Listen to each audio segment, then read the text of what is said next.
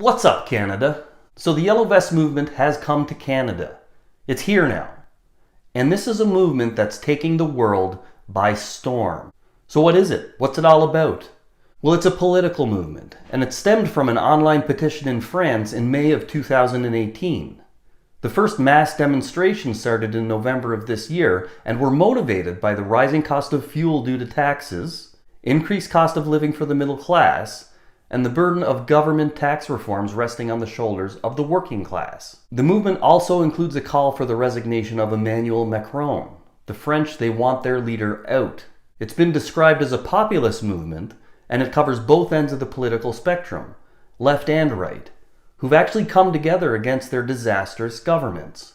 The Yellow Vest is being used because it's readily available. Since 2008, French law required all motorists to have one in their vehicle at all times. The movement is now spreading from France all the way across Europe, and it's made its way to Canada, and it's been catching on like wildfire here. Online support for the group has exploded, one group reaching well over 100,000 members in a matter of a few days. I thought it might be a good idea to summarize what the group stands for, to combat some of the misinformation in the media. The group's been labeled as far-right, as racist, and bigoted by some outlets, but that really couldn't be further from the truth. So what is the Canadian Yellow Vest movement all about? Well, firstly, they are anti-tax. They oppose overtaxation laws and policies, including the proposed carbon tax. They're for sovereignty. They advocate for maintaining the people of Canada's complete sovereignty over our borders and the lands within, and call for an immediate withdrawal from the UN Compact for Migration. They are pro-immigration.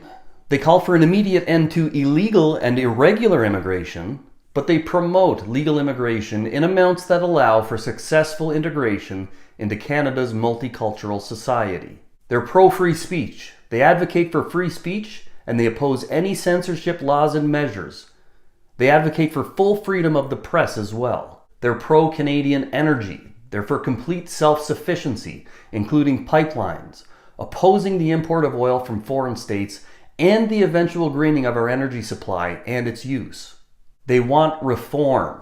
They want a complete reform of the Canadian federal political system, including the electoral system and equalization payments.